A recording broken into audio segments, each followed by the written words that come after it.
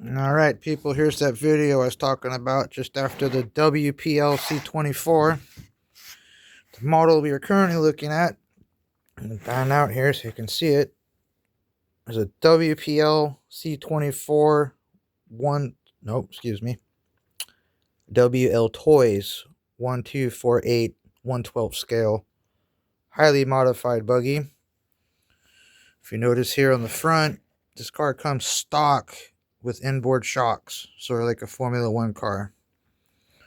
I took these cams that go right here that are supposed to mount on the bulkhead. So there'd be a link that would go to the cam, and then the back of the cam would go to the shock that's laying down. If you look right in there, I took those cams and drilled a hole in it. And if you look underneath, it goes through that cam and then bolts right into there. And underneath there, there's a cross member. It goes all the way across to support it. So I made upright shocks. If you take these front spindles and you switch them around, your axle will go from a 90-degree angle to the ground to some caster. So you pull a little bit of caster out of them. And then by doing so, you create room for these shocks. Now on these shocks, these are very specific custom-made shocks that I made. So I'm going to do my best to explain. The shock itself is the stock WPL shock that comes on the car originally. These parts below it, this collar right here, the shock collar, is from a Yokomo MR4TC. This is a 110 scale shock guide for the shock body. The spring is from a Tamiya clodbuster cut in half. Right in here, at the bottom of the shock, there's usually a plastic bushing. I took that out and replaced it with some fuel line from the T-Max. So now they're oil filled. The oil I used was from an HPI MT front shocks. That's all I could have in my little parts. Car originally comes with non-adjustment tie rods. So I had some RC parts that didn't work out so well, so I cut them in half and grabbed the thread and then used some shock ends. Again, the 1/10 scale O-rings from the 1/10 scale shocks. This part right here is from the WPL C24 metal link kit that I got that I did not like. Car has a 120 amp brushless ESC running a 3900 kV motor, running on 3S, 2200 milliamp.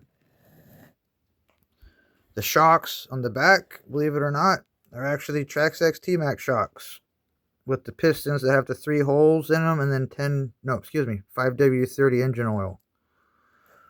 This car here, if you look at trophy trucks, you look at the back of them, you notice they have the sway bar that runs off the body or the tubing of the chassis.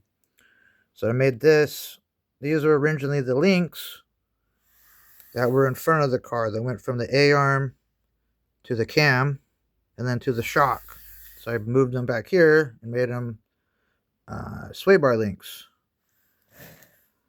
This part right here, that part of the sway bar, was part of the battery brace in here, and I just took it out and reverse engineered it.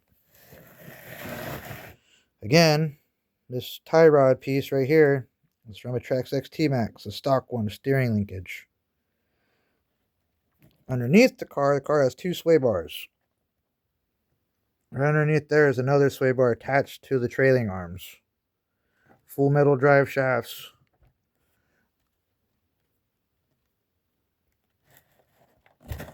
This little car's been through it too. Excuse me here. A little mess up in here. We've gone through 4 or 5 front differentials, by 8 sets of front axles, about 4 or 5 sets of these differential output cups. If you guys are trying to long travel these RC cars, specifically this suspension, what I suggest is, if you look at this car right there and that heim joint, when you take the car and you forcibly long travel it, like you're putting pressure on it, it hyperextends that CVD and it causes them to fail really bad. So set your suspension up, set it to full droop, and then back it off by 1/8 of an inch. You'll be safe. Yeah, this little thing's a runner. This is my second set of tires. Melted the tread right off them things. I finally, believe it or not, have made a Baja bug body for it. It's not fully on there yet or dressed up, but give you an idea of what it'll look like. This body is from an HPI MT. I found these set of tires I had laying around. And these things don't look too bad on there, so it looks like a street bug. With these street tires, pretty thick meats on there. I was running these Integi wheel and tire combo for a while until I lost one of the tires going down the hill at 40 in the woods. Chased it the first time, got it. The second time I didn't have an option. It was either RC car, getting ran over by a full-size car, or losing the tire. So I lost the tire. But yeah, this is trying to go for like a Baja bug style, like Baja 1000 or Mint 400, something like that. This thing's custom built, this body. I'm sort of trying to go for like a Rocket Bunny front end on it. It's sort of okie dokie, but hey, hard RC store is like 2 hours, 4 hours away from me.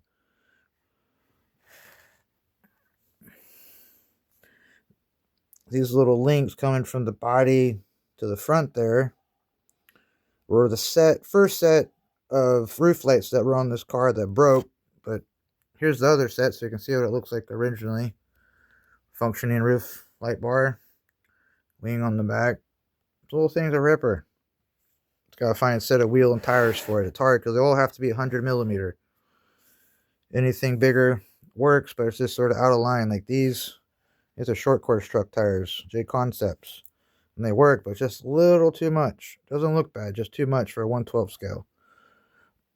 Now that's it on the Wltoys 12428. Highly modified. Strongly suggest people do this setup on the front end to get the best performance you can out of it. If you look in here, that right there is the old school Futaba ESC. I've been in this hobby for 20 plus years, and it's pretty cool to still have this little servo still going. And that's it on this model.